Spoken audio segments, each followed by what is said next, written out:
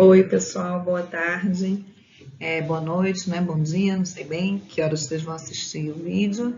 Esse vídeo é referente à semana 12, né? Sobre o modelo de avaliação tecnopolítica das inovações democráticas.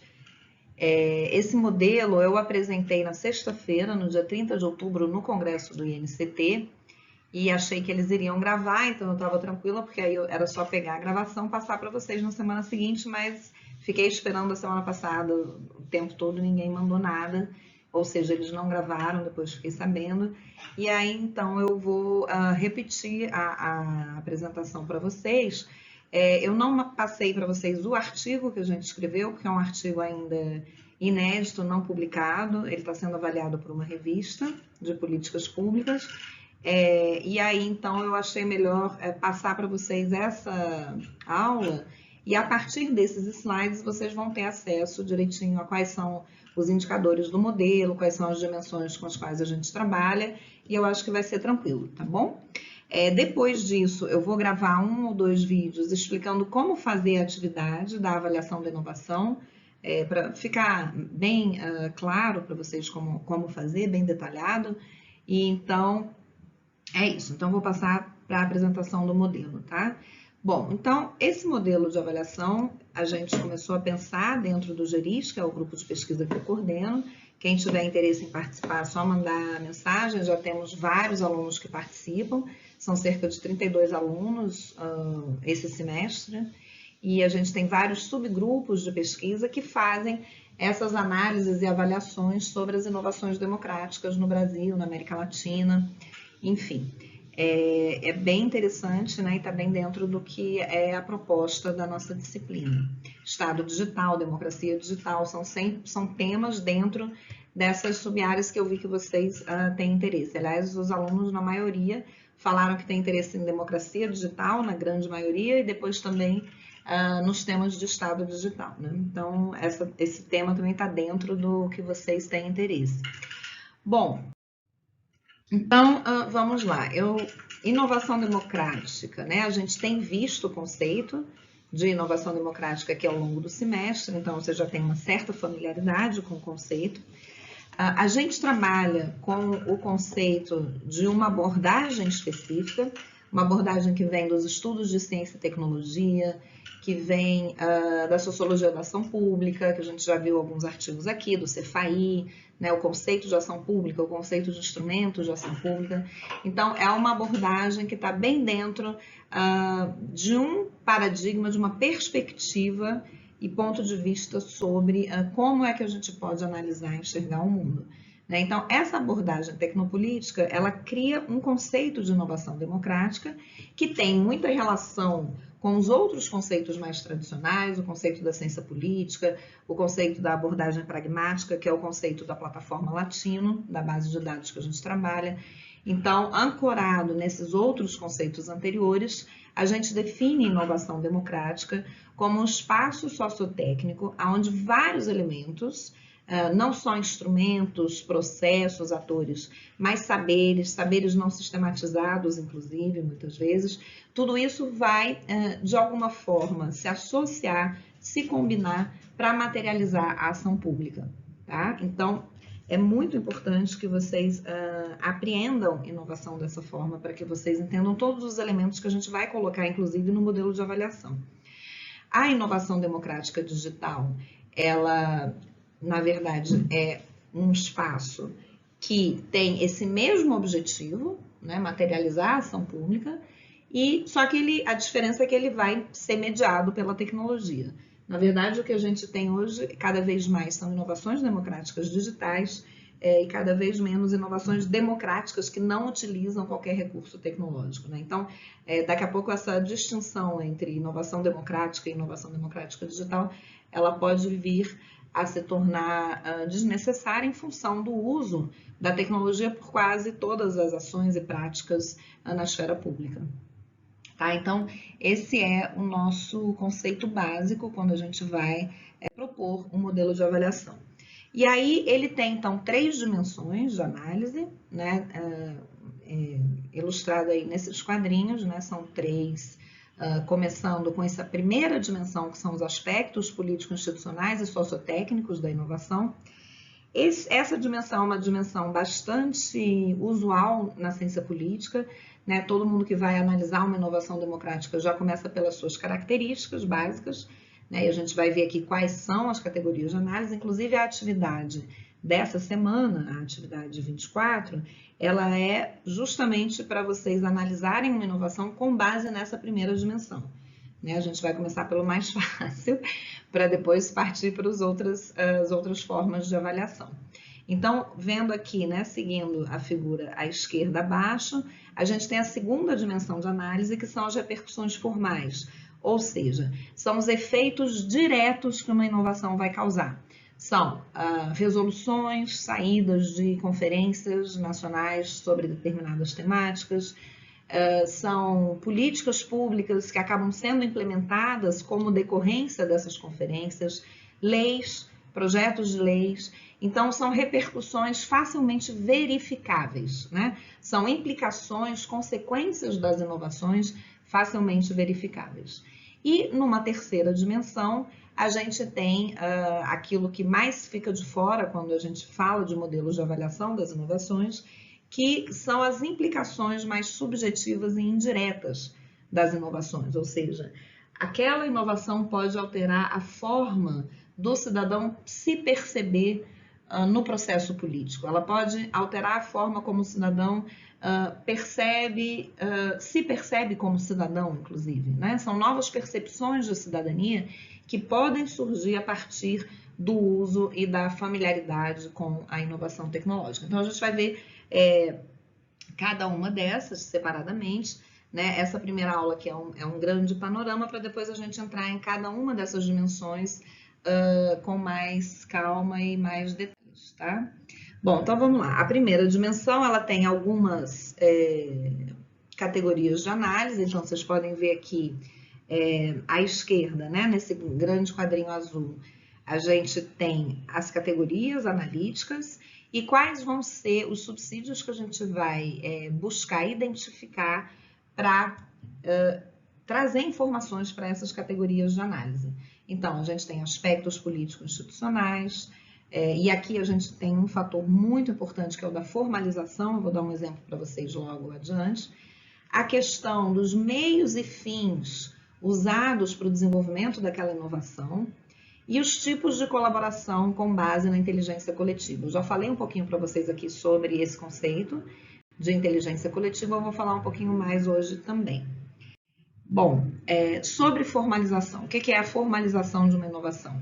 É o quanto ela está respaldada na esfera pública por algum aparato, seja um aparato político, seja um aparato normativo legal.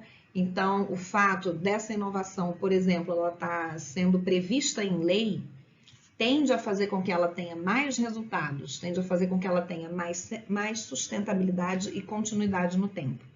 Tá? Como é que a gente sabe disso, né, para fazer essa afirmação?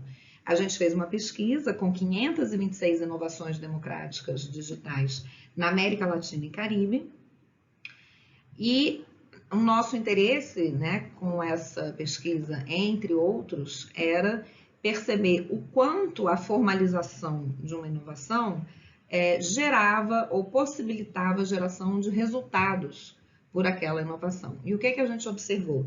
Que o fato de uma inovação ser apoiada por uma política pública, por um programa governamental ou por uma lei, é fundamental para que ela gere resultados e para que ela seja sustentável. Tá? Então, isso é bem interessante, é um dos resultados mais legais que eu acho que a gente encontrou. E aqui, o que a gente vê nesse gráfico, né? Vamos lá. A gente separou as inovações em 3 grupos, como vocês podem ver. Então, à esquerda, né? A gente vê aquelas apoiadas por políticas e programas governamentais. No meio, em menor quantidade, são aquelas apoiadas por leis, ou até fixadas em Constituição, se for o caso, em alguns países. E uma grande quantidade, a maioria delas, elas não são apoiadas de forma alguma. Então, os laranjinhas são os totais das inovações e os amarelinhos é o quanto cada grupo desses produziu de outcome, que são os resultados efetivos, resultados que no nosso modelo está ali naquela segunda dimensão, na dimensão das repercussões diretas e verificáveis, tá? Então, os outcomes, eles são esses resultados, eles são esses efeitos verificáveis das inovações. E aí vocês podem ver como a gente tem uma grande maioria das inovações não apoiadas, mas percentualmente são elas que têm o menor percentual de inovações que não geraram resultado algum. Então, essa linha cinza que perpassa os 3 grupos, tá vendo? Essa linha é a do percentual de outcomes. Então, a gente vê que o grupo que tem menos inovações, que são aquelas fixadas em lei, geraram um percentual de outcomes maior. O que significa isso? Que uma maior quantidade de inovações fixadas em lei geram resultados. Já aqui são 35%, ou seja, 35% das inovações fixadas em lei geraram outcomes, geraram resultados. Tá? Logo depois vem aquelas apoiadas por políticas, apoiadas por programas, que são 33%, ou seja, 33% das inovações apoiadas por alguma política pública geraram resultados. E aí quando a gente vai para o terceiro grupo das não apoiadas, o resultado é só de 13%. Então, é um resultado muito inferior aos daquelas inovações, de alguma forma, que passaram por alguma espécie de formalização, tá? Então, isso é muito importante porque um dos nossos maiores interesses, quando a gente fala de modelo de avaliação, é justamente pensar como é que a gente pode colaborar com as organizações para que elas desenvolvam e implementem inovações sustentáveis, inovações que vão durar no tempo, que vão, de fato, fortalecer as instituições democráticas, fortalecer a democracia e colaborar para a inclusão dos cidadãos dentro desse processo. Tá? Bom, aqui são mais algumas categorias de análise. Interessa muito a gente identificar quais são as inovações que usam recursos de inteligência artificial. Inclusive, a gente está agora com o PIBIC, com 4 alunos do GPP trabalhando nessa pesquisa, que é o mapeamento das inovações democráticas que usam inteligência artificial. Então, o que a gente quer também perceber é essa correlação entre o uso de recursos tecnológicos informacionais e seus resultados, né? Quais são as inovações que usam esses recursos, por que usam e que tipo de implicações positivas esse uso gera para a democracia. Então, essa é uma outra categoria de análise e a outra também fundamental é a da sustentabilidade. Então, interessa a gente, nessa atividade que vocês vão fazer essa semana, interessa entender o tempo que essa inovação ficou no ar, né? O quanto ela existe, há quanto tempo ela existe, o número de participantes, o nível de reconhecimento, quais são as estratégias pensadas pela organização para que essa inovação persista e dure no tempo, né? E o potencial para a replicabilidade, que também é outro elemento fundamental, que é o quanto essa inovação vai ser replicada em outros países, ou aqui mesmo dentro do Brasil, ela começa no Rio, começa num estado e depois é replicada em outro. Então, isso também dá para a gente um sinal de que aquela inovação, ela fez sucesso, ela é bem sucedida e ela tá sendo expandida, né? Está em expansão. Bom, aí eu trouxe para vocês aqui uns exemplos, né, de como vocês podem pensar a inovação que vocês vão escolher, porque a ideia é vocês escolherem uma inovação da nossa base de dados, seja do Latino, seja da NYU, né? E aí lá no plano de ensino, no número da atividade, estão os links para essas bases, vocês já acessaram várias vezes, né? Inclusive eu vou avaliar agora aquela seleção de inovações que vocês fizeram no último fórum de discussão, estou bem curiosa para ver, tem muita coisa legal lá, já olhei, e agora só falta um tempinho para poder parar para ver.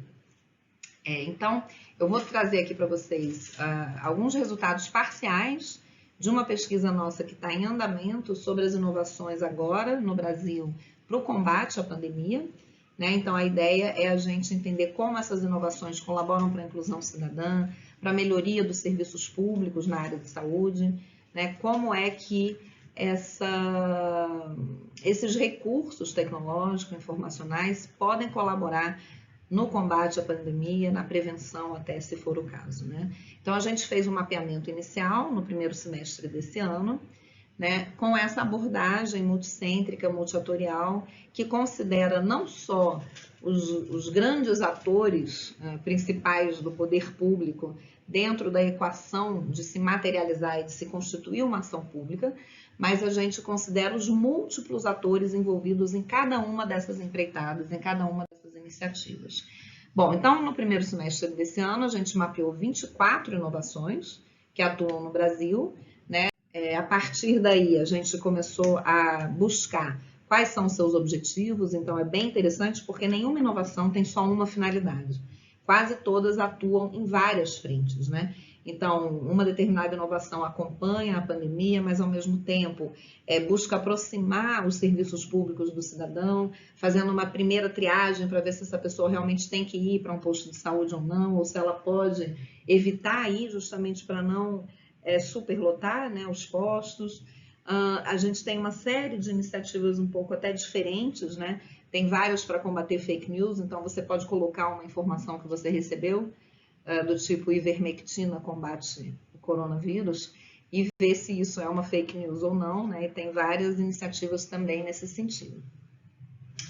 Bom, todas as redes, né, que constroem essas inovações, uma grande parte delas são redes multiatoriais, ou seja, envolvem múltiplos atores, são de variados setores, né, como vocês podem ver aqui. Dessas 24, 11 delas, ou seja, quase a metade, são multiatoriais. O que significa isso? Foram desenvolvidas com esforços de vários atores de vários setores, ou seja, atores governamentais, cidadãos, indivíduos da sociedade civil, pessoas do mercado, muitas vezes, todas elas envolvidas naquela inovação para alcançar objetivos específicos, né?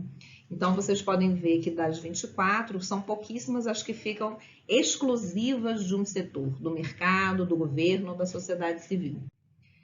E aqui a gente tem um exemplo, que é o Brasil Sem Corona, que é uma iniciativa, uma inovação tocada, executada pelo Colab, que é uma inovação que a gente já viu aqui, né? Uma rede multiatorial bem interessante. A princípio é uma empresa, mas trabalha com muita gente na sociedade civil, com governos.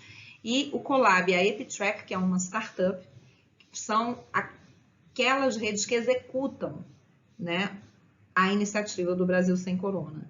Mas, além disso, você tem um patrocinador internacional, você tem parceiros técnicos que envolvem várias universidades federais, como a Universidade Federal de Pernambuco, 22 apoiadores entre várias redes nacionais de prefeitos, enfim. Aqui é só para vocês terem uma ideia do quão múltiplo ou do quão múltipla é a rede de atores quando a gente está falando de imaginar, pensar e implementar uma inovação. Bom, aqui a gente tem algumas tendências hoje, né, de uso das inovações. Uma delas são os recursos de inteligência artificial, então várias estão sendo usadas para o combate à pandemia, porque com esses recursos fica bem mais fácil de você rastrear as pessoas, e aí tem aquela questão da falta de privacidade ou da falta de proteção dos dados pessoais, que a gente já viu aqui num outro artigo, né?